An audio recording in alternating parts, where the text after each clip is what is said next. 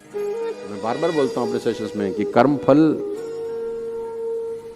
भोगना पड़ता है। आज, कल, परसों, 20 दिन बाद, एक दिन तो घूम के बूमरैंग वापस आता है। आप कुछ भी बिजनेस करिए, अनएथिकल एक्टिविटी में इन्वॉल्व मत होइएगा।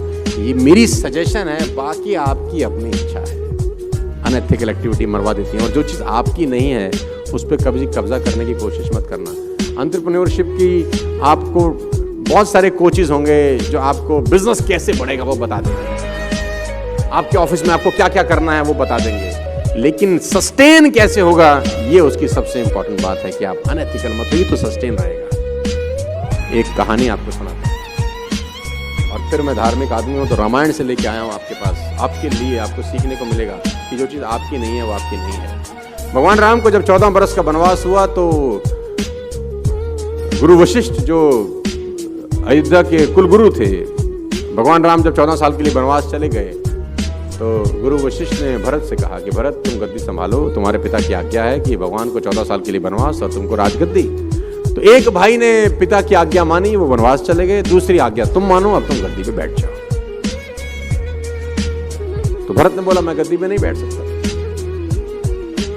तो गुरु वशिष्ठ बोले यार, जब एक भाई अपने पिता की आज्ञा से 14 साल के लिए वनवास जा सकता है तो तुम ना चाहते हुए भी बैठो जरूर, क्योंकि पिता की आज्ञा है। तो भरत का जवाब सारे बिजनेसमैन के लिए पत्थर की लकीर हो सकता है। साथ रख सकते हैं, छाप सकते हैं, इसको रोज पढ़ सकते हैं इसको। भरत ने बोला गुरुदेव आपकी आज्ञा मान के अगर मैं गद्दी पे बैठ गया तो ये पृथ्वी रसातल को चली जाएगी। रसातल का मतलब पाताल में धस जाएगी पृथ्वी अगर मैं गद्दी पे बैठ गया।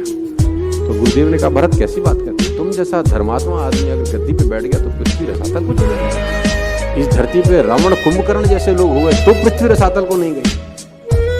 हिरण्याकश्यप जैसे राक्षस हुए तो पृथ्वी रसातल को नहीं गई। तुम जैसा धर्मात्मा आदमी बैठेगा पृथ्वी रसातल को चली जाएगी। ये बात तो मुझे समझ में नहीं आई। तो भरत ने कहा गुरुदेव पृथ्वी माता रावण कुंभकर्ण का अत्याचार सहन कर लेती है क्योंकि उनको पता है राक्षस है। हिरण्याकश्यप का अत्याचार भी सहन कर लेती है क्योंकि उनको पता है राक्षस है। लेकिन अगर रावण कुंभकर्ण और हिरण्याकश्यप का काम राम का छोटा भाई भी करने लगे तो पृथ्वी माता भरोसा किस पे करेगी, वो तो रसातल को ही चली जाएगी। ये गद्दी मेरी है ही नहीं, ये जिसकी है उसको सौंप देंगे 14 साल। जो चीज नहीं है हमारी वो चीज नहीं है। मैं ये जानता हूं बिजनेसमैन से मैं जब जब मिलता हूं पूरे शहर के अंदर, देश के अंदर, तो मैं बोलता हूं आपको बहुत सारी चीजें बहुत सारे लोग सिखा देंगे, लेकिन अगर ये चीज नहीं सीखेंगे तो आपका बिजनेस में बरकत होते होते होते एक दिन कुछ ऐसा होगा वो सब शून्य हो जाएगा। तो बेटर ये है कि हम जिंदगी में कुछ अनएथिकल एक्टिविटी ना करें। अब्राहम लिंकन बहुत बड़े लॉयर हुए, अब्राहम लिंकन से बड़ा लॉयर इस पृथ्वी पे नहीं हुआ। तो अब्राहम लिंकन के पास एक केस आया, उसने क्लाइंट को बोला कि mister Lincoln I want you to fight my case. अब लिंकन ने जब उसका केस स्टडी किया तो उसको बड़ी अच्छी लाइन बोली, आपके काम आएगी। लिंकन ने कहा dear your case is practically very strong but ethically very weak. Your case is practically very strong but ethically very weak. मैं जब जिरा कर रहा हूँगा कोर्ट के अंदर ना, तो मेरे अंदर से मेरी आत्मा बोलेगी Lincoln you are a liar, तू झूठ बोल रहा है, मैं अपनी जिंदगी जी नहीं पाऊंगा। सॉरी यार, मैं तुम्हारा केस नहीं कर सकता। Your case is practically very strong but ethically very weak. तो मैं जब लड़ रहा हूँगा तो मेरे अंदर से आत्मा बोलेगी Lincoln you are a liar, तू झूठा है, मैं उस बोझ से पूरी जिंदगी जी नहीं पाऊंगा। सॉरी यार, एक्सक्यूज मी। तो मैं फिर कहता हूँ don't ever in your life involve in any unethical practice in your business. आप फायदे में रहेंगे, क्योंकि मैं फिर बार बार कहता हूँ कर्म फल भोगना पड़ता है। आंख ने फल देखा लालसा हुई, आंख ने फल देखा लालसा हुई कि फल खा लूं। अब आंख के साथ समस्या है कि आंख जा नहीं सकती। गए पैर, आंख ने फल देखा गए पैर।